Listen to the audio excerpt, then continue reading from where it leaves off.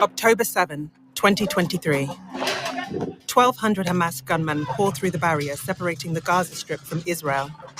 They overrun army bases and kill more than 1,000 Israelis and foreign nationals. They took dozens of children, bound them up, burned them, and executed them. A family of 4 around the breakfast table. The father, his eye gouged out. The mother's breast cut off. The girl's foot amputated. The boy's fingers cut off before they were executed.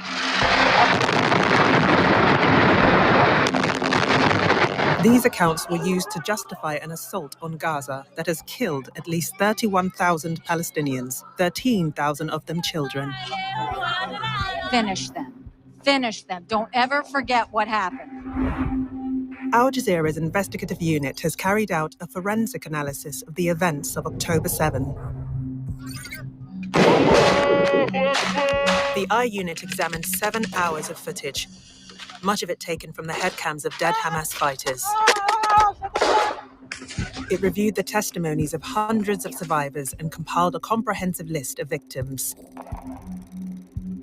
It found widespread war crimes, but discovered that many of the most horrific stories were untrue. Misinformation has been used, and sometimes deliberate disinformation has been used by official spokespersons. I'm sorry to be graphic here, but I can't see a baby here. If you can activate people's sense of disgust, they're more likely to support dire retribution against Palestinians. It reveals some of the victims were killed by Israeli forces. This footage I find very disturbing. We don't know who those individuals are, gunmen, civilians, or hostages. And it finds that October 7 may have changed the politics of the region forever. I regret to say that I think it was a phenomenon. Okay, this was where it looks to me like this is AI. And so I've shared this before, I believe. If not, then my mistake, because it's been a while. This was posted from Just a Dude. But take a look at this. This, to me, looks like AI. And so there's a lot of realism, obviously. But again, there's been a lot more AI in the last few years. Way more advanced. What do you think? I think it's AI. I've been in labs. Well, success from their point of view. It's just... Even this to me looks like a video game. I'm not a video game player. I never have been one. I played Jeopardy. That's the only video games I was literally playing when I was a teenager. This could be real. October 7th sent a very this is real. strong and clear message. No one can bypass the Palestinians.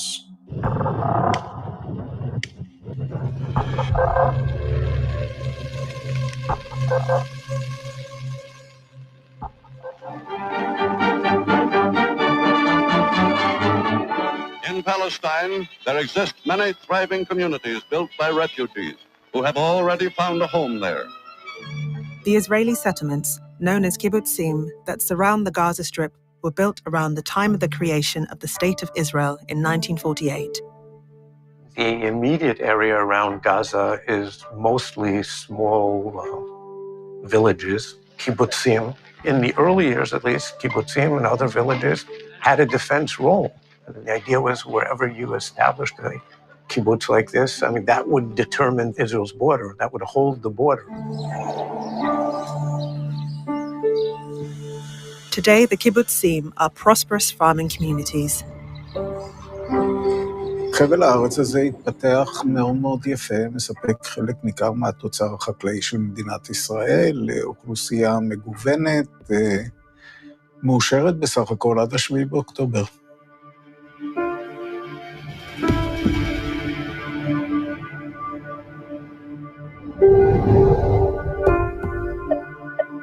The kibbutzim are just a few kilometers away from Gaza, where 2.3 million people live crammed in a thin strip of land, 41 kilometers long. Most are from families that once owned land on the other side of the fence. 70% of the population in Gaza are refugees. And every day they go to the fence and they would see their lands, their homes and lands beyond this fence. And these lands belong to the Palestinians. It belonged to the Palestinians. They have lived there for millennia. Hamas is an Arabic acronym for the Islamic Resistance Movement. It controls Gaza after winning elections that took place throughout Palestine in 2006. Hamas advocates armed resistance to Israel's occupation. Its policies and actions have resulted in its being designated a terrorist organization by many Western countries. Gaza has been under blockade since 2007. You could never imagine life in Gaza except if you have lived in Gaza and if you have experienced life in Gaza, especially when you are a child. All of the vivid memories I have of my time back then is funerals of martyrs.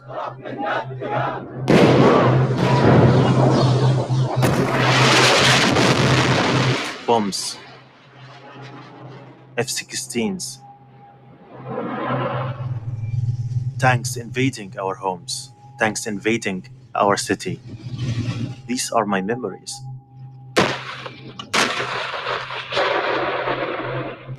When you are in Gaza, you would always feel a sense that you are imprisoned. It's really a prison.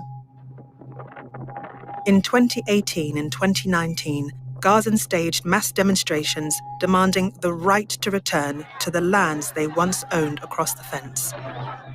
The Palestinians felt let down, they felt deserted, and they needed to remind the world that they were still there. They were still hoping to return to their homelands.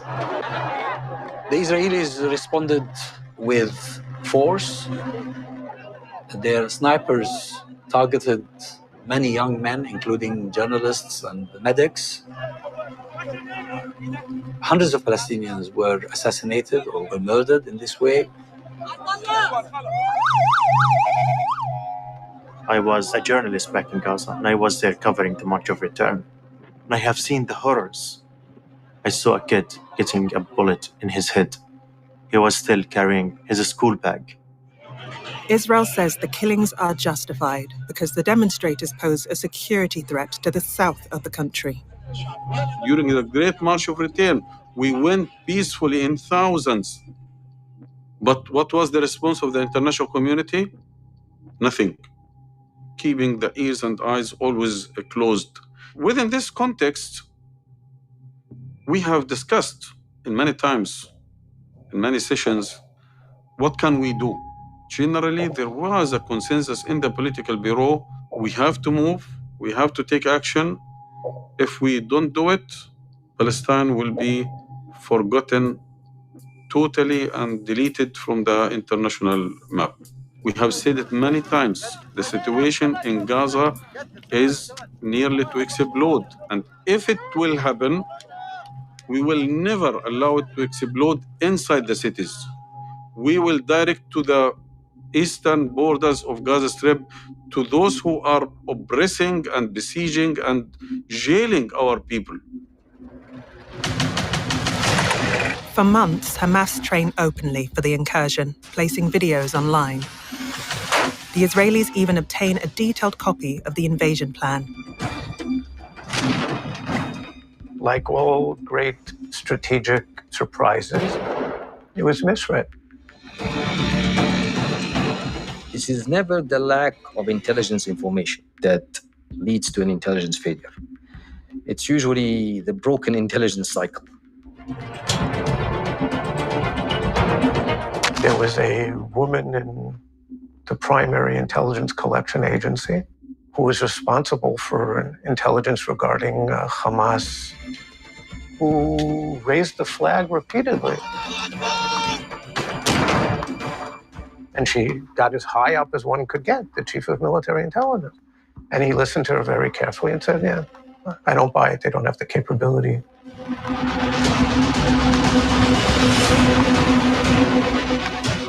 They have cheated themselves by the perception Gaza is deterred, Gaza and Hamas is thinking how to solve their own internal problems, how to get some more money, how to get more jobs, how to open the borders, how to deal with the siege.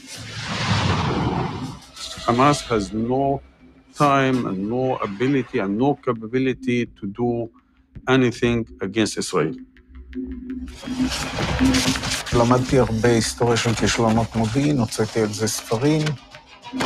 אני לא מכיר כישלון כל כך חמור בהיסטוריה המודרנית, לפחות של מודיעין, מ-1939.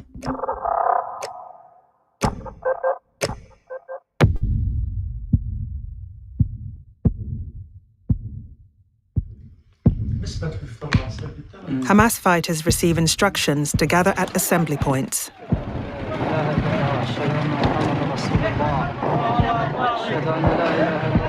Only then are they given details of the attack.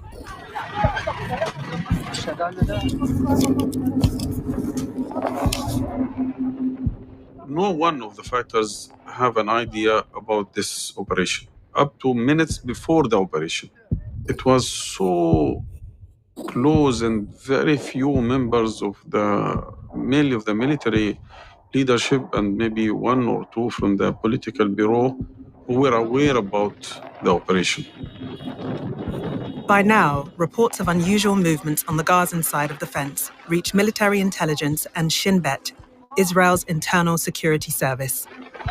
In the early hours of the morning, there's already pretty good information that something is happening, to the point that the head of the Shin Bet and I think shortly after the chief of staff all arrive in their offices, 2, 3 in the morning. And it is, again, it's written off probably as being just another exercise. לא הועמדו כוחות בכוננות, שזה הדבר הטבעי ביותר לעשות, כאשר אתה מקבל אינדיקציות שהולך לקרוא משהו שאתה לא יודע מה הולך לקרוא. And the decision is to come back in the morning and take a look at it again. Of course, between those hours and then the attack at 6:30 a.m. was too late.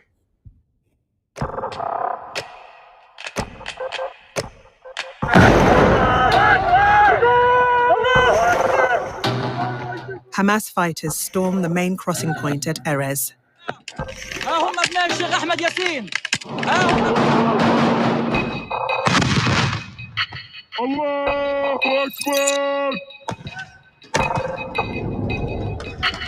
It's one of at least 10 breaches in the fence.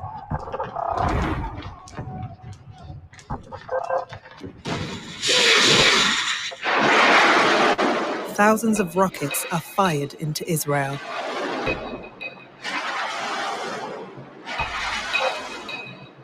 Paragliders cross the fence. Hamas uses boats to attack targets north of the Gaza Strip.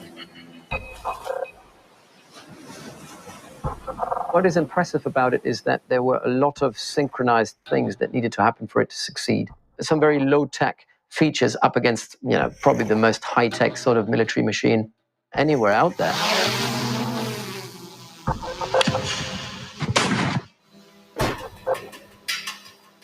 Simple drones, not even particularly sophisticated ones, took out a lot of the radar, the sensors that were placed on top of all sorts of towers, took out communications nodes that were placed along the border, so that, in effect, they blinded the Southern Command from the get-go.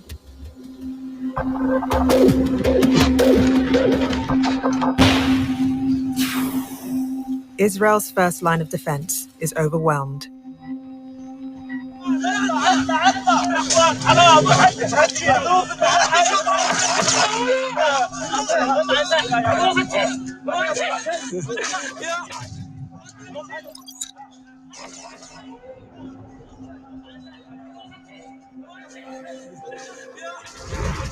Hamas move on to attack military bases throughout the region. Among them is a base at Paga, a few hundred meters from the fence.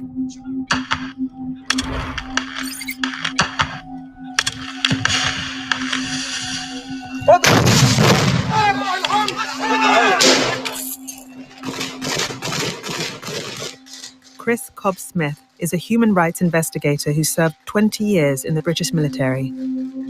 He analysed video of the assault on Paga. This is clearly a significant sized Israeli Defense Force base, and how they've actually managed to get through the perimeter and to take by surprise this number of Israeli Defense Force soldiers is just staggering. I just fail to see how this can be allowed to have happened. I mean, you can see here from the number of armoured vehicles that are around, which don't seem to have been started up. It's just incredible how this situation ever occurred.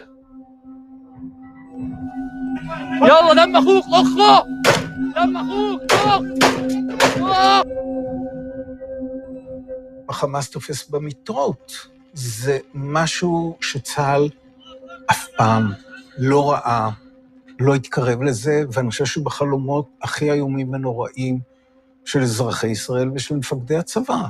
هذا الفيديو بنوصله لكل العالم ان شاء الله. هذه خوذة جندي ان شاء الله بنص تمه حنجيب له. خشينا كل الدشم وخبصنا برجلينا الشريفه على كل ملجأ بقعدوا فيه وما فيش رجال ما فيش زلام. Military briefing documents are found on dead Hamas fighters. They are giving written advice on what type of anti-tank rockets and missiles to use against the Merkava tank. This one is about armored personnel carriers, APCs. So what type of IEDs you can use against armored personnel carriers, infantry fighting vehicles, and armored fighting vehicles. So yeah, very sophisticated, again, very slick.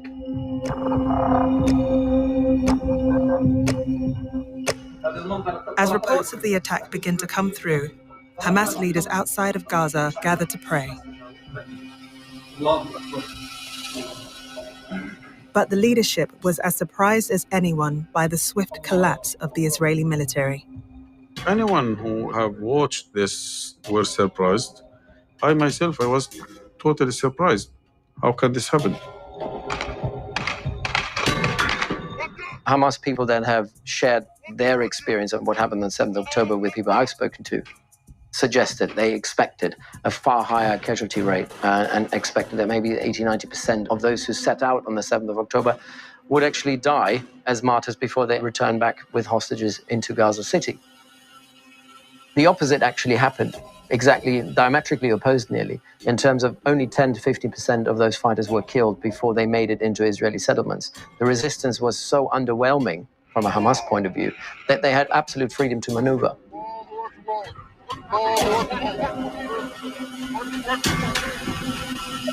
Hamas find themselves with the towns and kibbutzim at their mercy.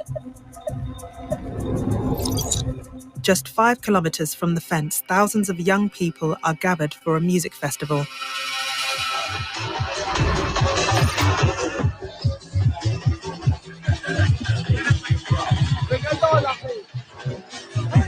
Based on my information, they were not aware that there is a musical festival in the area. There was a surprise. They were finding hundreds of youngsters celebrating through the whole night, in the early morning, still being up, out in a music festival.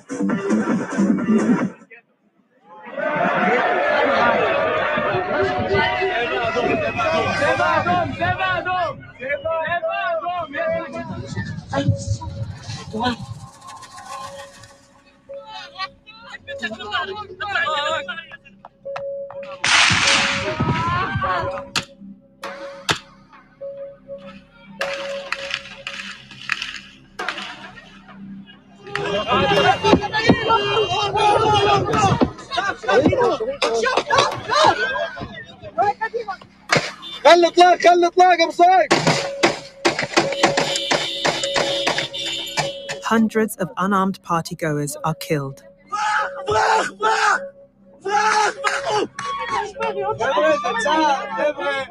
Some take refuge in the small bomb shelters that dot the main highway. They are trapped.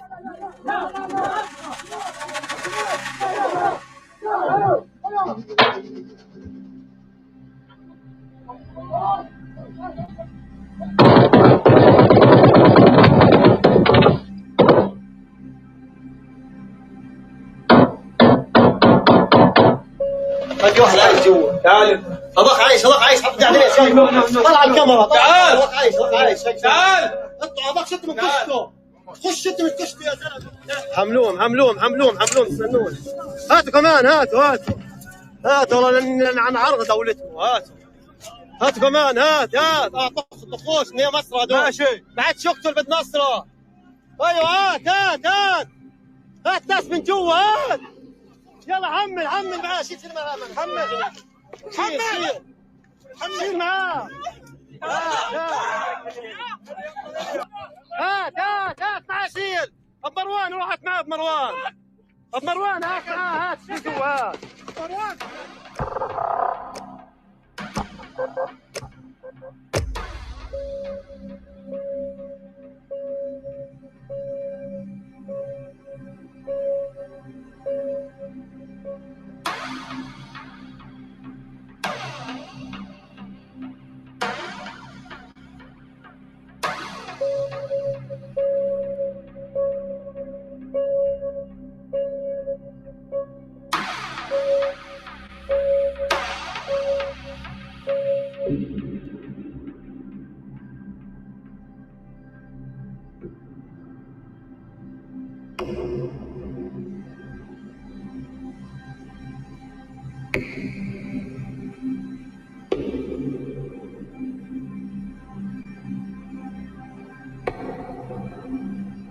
Gunmen quickly penetrate civilian communities.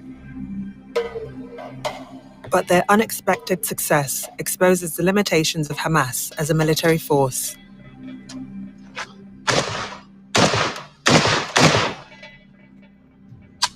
Once the gunmen get access to the kibbutz, they really don't seem to know exactly what they're doing, where they're going, or what they want to achieve. They're wandering aimlessly.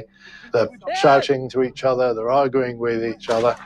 From the footage here, it looks like the soldiers clearly come under effective enemy fire, and they're not doing anything about it. Yeah, this is complete chaos. Their first priority seems to be taking the ammunition and the weapons off their own wounded. There's no attempt of any sort of first aid. There's certainly not anything like one would term command and control. There's no leaders there. الله اكبر والعزه للاسلام والمسلمين تمكنوا من رقاب المجاهدين والمقاتلين يا حاج مروح يا شباب وسعوا يا شباب وسعوا روح يا شباب ما قديم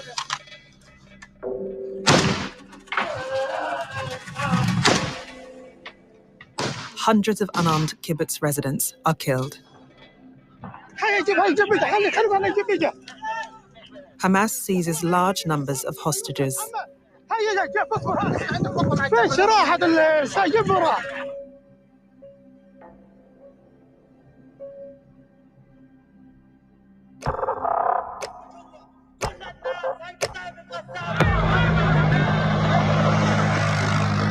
As word spreads of gaps in the fence, hundreds of Gazans pour through.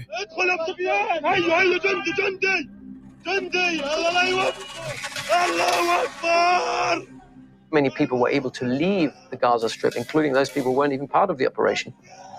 Civilians, smugglers, criminals who had thought they could make a quick buck themselves. People would go through and just do their own thing. There is a wave of looting.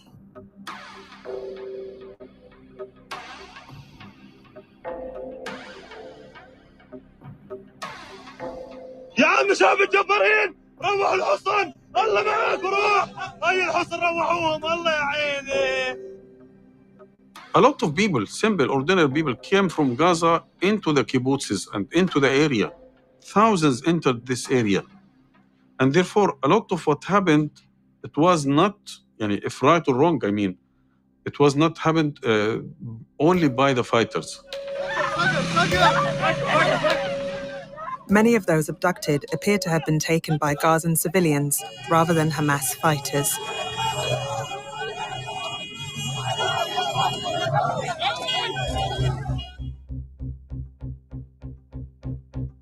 At kibbutz near Oz, a group of Thai laborers is caught up in the chaos.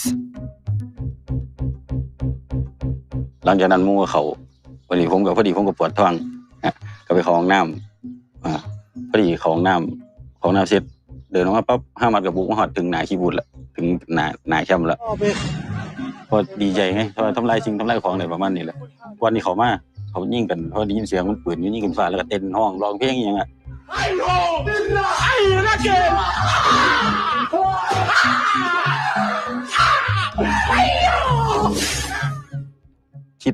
คิดว่าเจ้าของบ่รอดแล้วครับก็ได้แค่นอนลาวกับพื้นห้องเนาะแล้วก็มืออยู่ประมาณนี้Watoon is dragged past the room where his Thai colleagues have been murdered.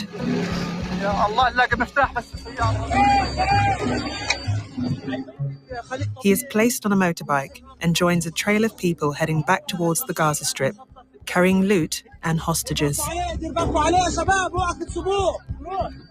เพราะว่าภาพมันก็ยังมีอยู่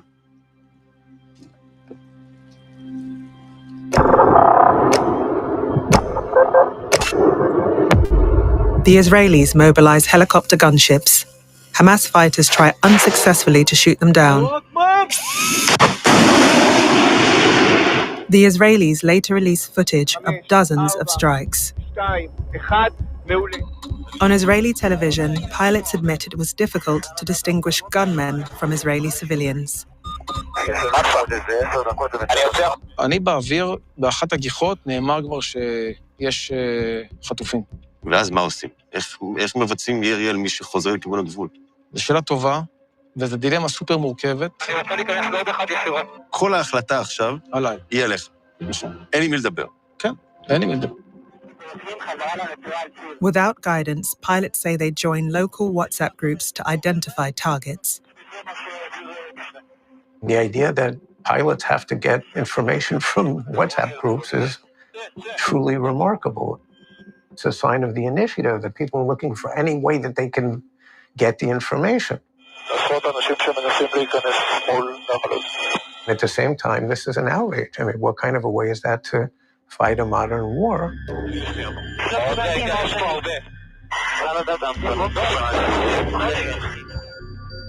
The Israeli newspaper Yediot Aharonot says that at midday, the army issues a version of what is known as the Hannibal Directive. נוהל חניבל הוא נוהל בלתי פורמלי, שאומרת, אוקיי, עדיף לנו שהחייל ייהרג ושלא ייתפס חי. The Hannibal Directive is the result of previous humiliations where Israel handed over hundreds of Palestinian prisoners in return for the release of one Israeli soldier. הייתה הבנה שהתוצאה היותר טובה של תקרית כזאת זה חייל הרוג ולא חייל בשבי. On October 7, it seems the Hannibal Directive may have been revived and applied even to civilian hostages. The Air Force operated during those hours under an instruction to prevent movement from Gaza into Israel and return from Israel into Gaza. 70 vehicles were hit. At least in some of the cases, everyone in the vehicle was killed. The Israeli military does not deny the report. Israeli first responders released footage of civilians burned in a car. The car was struck from above. Well, to me, it's inexcusable for a helicopter or any weapon system to be engaging any target if you don't know what that target is. And the footage we're looking at here, which I find very disturbing. We have a lot of people here making their way back through the breach in the wire back into Gaza. Now, my concern is, with this footage, we cannot tell whether they're Hamas gunmen or civilians or possibly hostages. And I don't believe the helicopter pilot or the machine gun operator would be able to tell either. Israel's Channel 12 later interviews a kibbutz resident who was abducted. She describes coming under fire from a helicopter. ואז תוך כדי שאנחנו מתקדמים, כבר חצי קילומטר מהגדר, המסוק יורה. עליכם. צרורות, יורה עלינו, ואני בטוחה שזהו. זה עכשיו אני מתה וגמרנו, ואז אני מרימה את הראש ואני בחיים. המחבלים נהרגו מהים? כל המחבלים נהרגו, לא נשאר אחד בחיים. This footage shows the aftermath of what appears to be a similar helicopter strike. There were 9 hostages in the vehicle described in the Israeli TV report. 1 was killed. The other 8, including 3 children, survived. The hostages are later filmed being taken to Gaza in a second vehicle.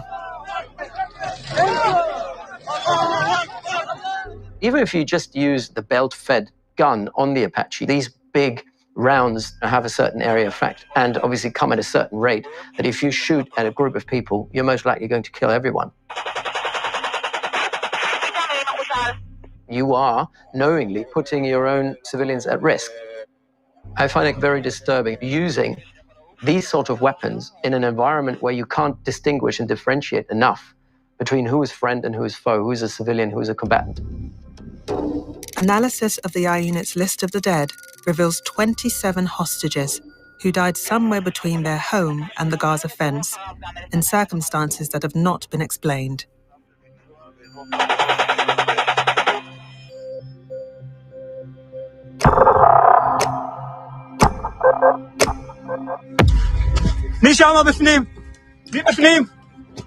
Israeli security forces arrive at the site of the music festival. להתפרס על המתחם עוד פעם, אולי מתחת לבמה גם יכול להיות תנור. אוי ואבוי. אוי ואבוי. יש פה הרוגים, כולם הרוגים? כל הבמה הרוגים. כל הבר הרוגים. יש פה מישהו עם סימן חיים? שייתן לנו סימן חיים. שום סימן חיים? לא. היא מתה. היא מתה. היא מתה. Police and army units storm kibbutzim. It seems that they too may have applied a version of the Hannibal Directive and killed civilians. Be'eri is the largest kibbutz in the region.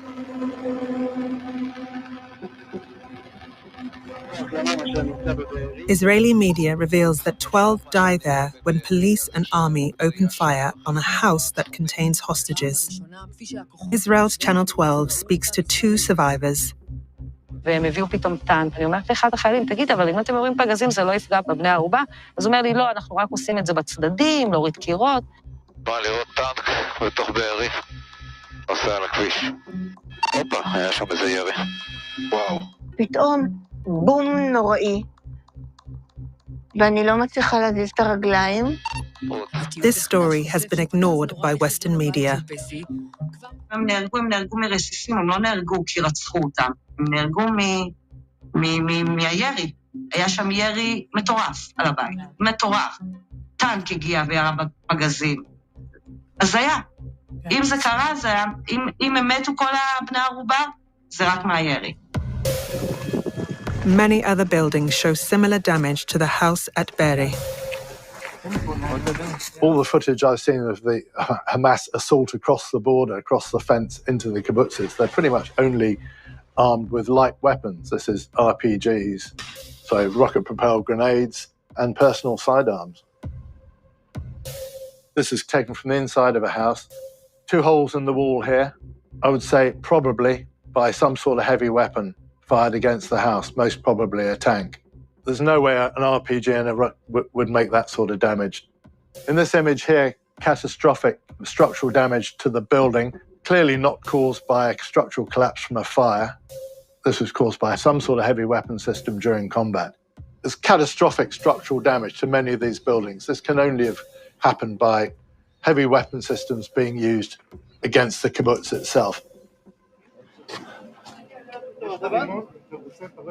The I Unit calculates that 1,154 Israelis and foreign nationals are killed on October 7 and in the days immediately afterwards.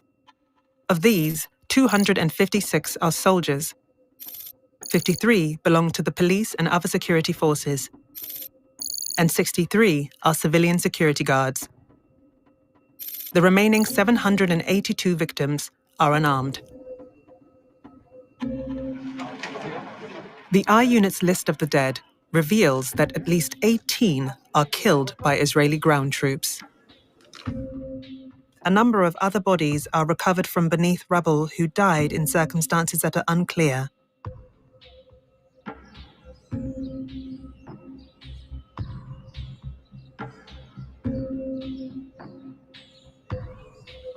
In the days following October 7, journalists are shown around the kibbutzim by the Israeli army. This is something that monsters do, not humans. Hamas fighters and others committed crimes on October 7.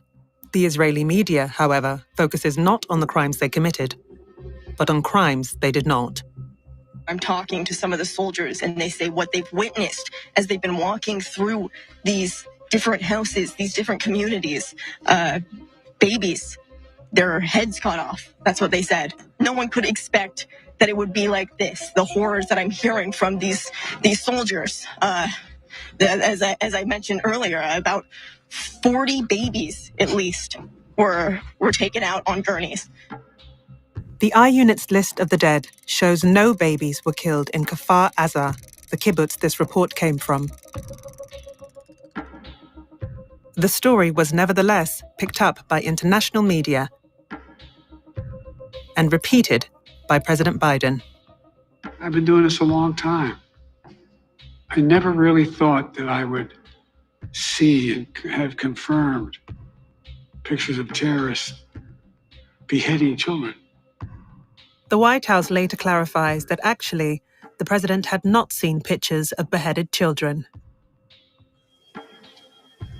A senior Israeli military officer later speaks to journalists in front of a burnt-out house in Kibbutz Be'eri. It's the house where 12 hostages appear to have been killed during the assault by the Israeli police and army. Inside this house were another 15 burned people, among them 8 babies in this corner. They were concentrated them, and they killed them, and they burned them. Well, did you see? I evacuated. The list of the dead shows that there were no babies in the house. And Colonel Vach does not tell journalists that the casualties are almost certainly caused by Israeli forces. 2 days later, the regional head of Zaka, a voluntary organization charged with collecting bodies, gives a different account to Sky News of what happened at the same house. And you're talking children, 2 piles of 10 children each, were tied to the back, burned to death. This is something behind, this is next level. And I mean, it's actually indescribable, really. It's indescribable, really. It's indescribable, and I won't describe everything that I saw. This account is repeated by Israeli Prime Minister Benjamin Netanyahu in a conversation with President Biden. They took dozens of children, bound them up, burned them, and executed them. The list of the dead shows 2 12-year-old twins are killed when police and army stormed the house in Be'eri. But there are no other children. It was an interview we did with Sky Television from Britain. 2 piles, we found them in Be'eri. 2 piles of 10 children each were tied back to back and burned to death. Now again, I mean, if we look at the death figures at Be'eri, there are only 10 children that died at Be'eri. Well, not children, it's 18-year-old. So we all together, when you look at them and they're burned, you don't know exactly the ages. So you're talking about 18-year-old, 20 years old, and you just don't look on the spot identification to see the ages or something like that. It is not the only questionable story that Yossi Landau tells about Kibbutz Be'eri. We go further. Then we see a woman. She was lying on the floor, a puddle of blood, big puddle of blood. She was a pregnant woman.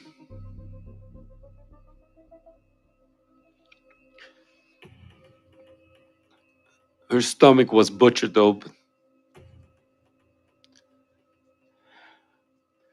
The baby that was connected to the cord was stabbed, and she was shot in the back. Kibbutz Be'eri has denied this account. The story of the pregnant woman reported by Zaka is not relevant to Be'eri. Yossi Landau insists he witnessed this scene at Be'eri. If you want to see the picture, I have the picture of it. Are you able to share the photographic evidence with us? To show you. Yes. Where's my phone? Oh, I'm sorry. I will not put it in front of the camera. No, that's fine. I'll come and look. This is the knife they used. Shot and killed, but Over here was the woman. But that's the imagery after the bodies had been cleared away. Oh. Yes. This is the baby. This is it. I'm sorry to be graphic here, but I can't see a baby here. You can't see the baby but this is the picture of the mother. Okay. For sure, we didn't think when we over there, we didn't think to camera everything. We didn't have that. This wasn't in our. Okay. See, they lie. I'm talking about people who are grifters and scammers. I don't care about your skin color, your religion, your race, language. I don't care. People that do that. Oh, I have a picture. No, you don't. And as soon as you got called out on it, like, oh, the stats, the facts, the this, the that, studies. No, and as soon as we ask people to cite their sources or show proof, when they don't, you're a scammer. It's absolutely ridiculous how people fall for this still within the highest levels of our Canadian government. Ridiculous. The photo shows an unidentifiable piece of charred flesh. The list of the dead contains no victim that fits Yossi Landau's description. On October 7th, 2 babies die. One is killed when a bullet is fired through a door. The other dies following an emergency cesarean after the mother is shot. Neither is burned or beheaded.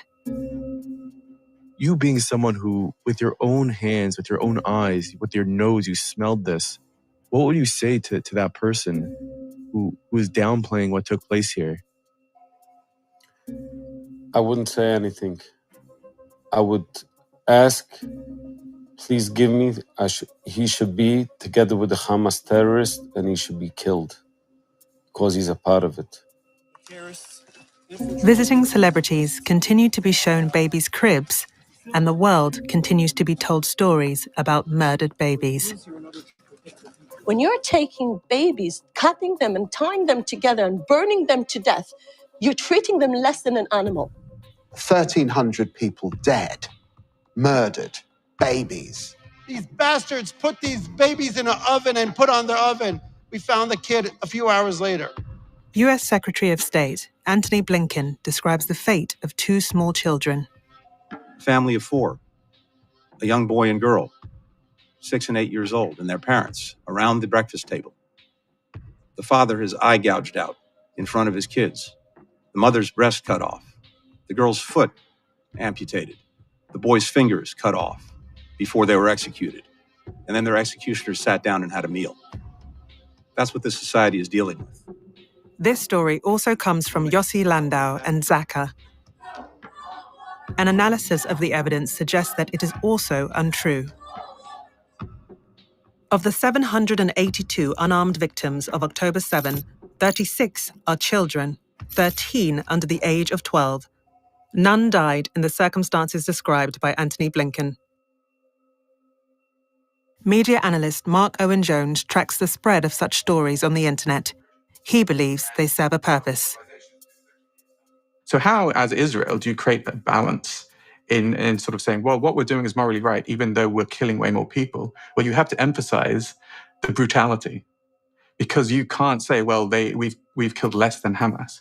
So how do you do it? Well, you try to make the significance of those individual deaths even more disgusting and objectionable. If you can activate people's sense of disgust, I think they're more likely to support, for example, dire retribution against Palestinians. In December, Benjamin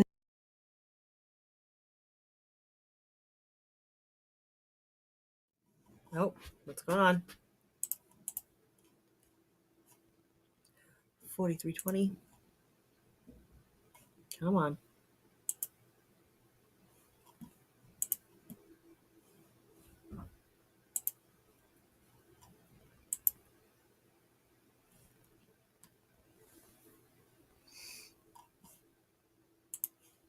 What is going on?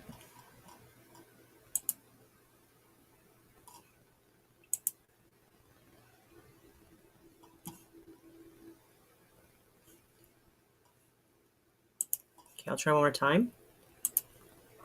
Weird.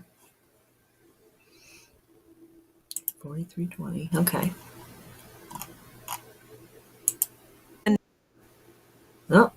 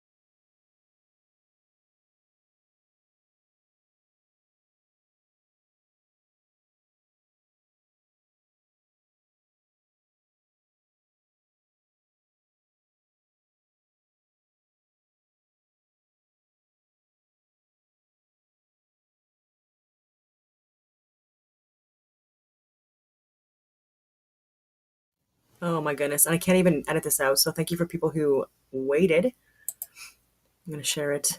Yeah, the power went out, so the internet went out as well. Okay, let's see here.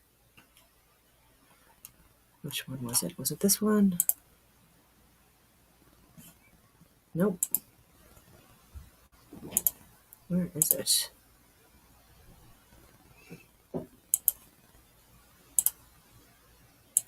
I have so many tabs up. I gotta stop doing that. Okay.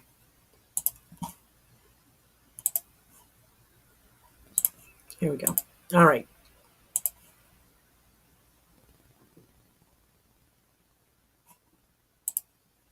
Come on.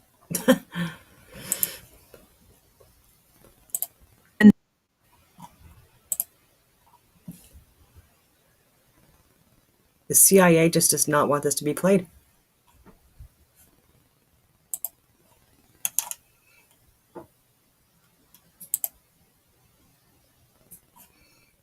All right. All right. There will be a part 2. Can't play tonight. Sorry for that. It's just a dude. That's the account. And the title, obviously, October 7, Al Jazeera. So anyway, on that note, I will leave it at that. And I hope that everyone has a wonderful rest of your night.